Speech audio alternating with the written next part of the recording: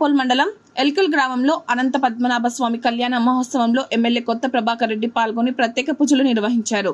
ఈ సందర్భంగా ఆయన మాట్లాడుతూ అనంత పద్మనాభ స్వామి ఆశీస్సులతో దుబ్బాక నియోజకవర్గంలో ప్రజలందరూ సుఖ సంతోషంగా ఉండాలని, సమృద్ధిగా వర్షాలు కురవడంతో చెరువులు కుంటలు నిండుకుంటాయని, ప్రజలందరూ పాడి పంటలతో ఆనందంగా ఉండాలని, స్వామివారి కృప ఎల్లప్పుడూ ప్రజలపై ఉండాలని అన్నారు.